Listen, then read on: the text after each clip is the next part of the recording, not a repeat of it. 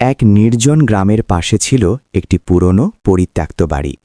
সন্ধ্যা নামলেই কেউ সেই বাড়ির দিকে তাকাতেও সাহস পেত না। লোকেরা বলতো বাড়িটাতে নাকি ভূত থাকে। একদিন বিকেলে ৩ বন্ধু রিফাত, নীলা আর সায়েম কৌতূহলে সেই বাড়ির সামনে এসে দাঁড়াল। আকাশ তখন ধীরে ধীরে অন্ধকার হচ্ছিল।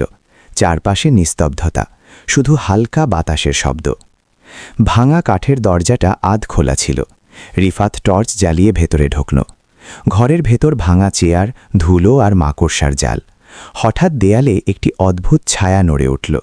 নীলা ভয়ে সায়েমের হাত চেপে ধরল। ঠিক তখনই টর্চের আলো ঝাপসা হয়ে গেল।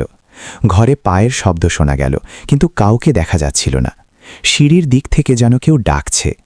ওরা ধীরে ধীরে সিঁড়ি দিয়ে ওপরে উঠল। ওপরের ঘরে পুরনো খেলনা আর একটি ছোট টেবিল। টেবিলের ওপর ধুলোমাখা একটি ডায়েরি পড়েছিল।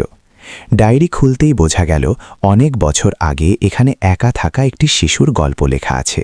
সে খুব একা ছিল, কেউ তাকে বুঝত না। তার স্মৃতি আর কষ্ট এই বাড়ির সাথেই থেকে গেছে। হঠাৎ ঘরের এক কোণে সাদা ধোঁয়ার মতো একটি অবয়ব দেখা দিল। ভয়ঙ্কর নয়, বরং চোখে গভীর দুঃখ।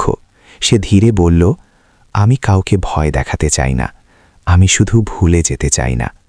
বাচ্চারা বুঝতে পারল এটা কোনো ক্ষতিকর ভূত নয়, এটা একা থাকা এক স্মৃতির আত্মা। নীলা সাহস করে বলল, আমরা তোমার গল্প সবাইকে বলবো, তুমি আর একা থাকবে না। কথাটা শুনে ঘরে হালকা আলো ছড়িয়ে পড়ল। কুয়াশা সরে গেল। অবয়বটা ধীরে ধীরে ফিকে হয়ে যেতে লাগল। বিদায়ের সময় সে হাত নেড়ে ধন্যবাদ জানাল। রাত শেষ হয়ে ভোরের আলো ফুটল। পুরনো বাড়িটা আর ভয়ঙ্কর লাগছিল না। পাখির ডাক শোনা যাচ্ছিল। আকাশ পরিষ্কার। গ্রামে ফিরে বাচ্চারা সবাইকে গল্পটা বলল। এরপর আর কেউ সেই বাড়ি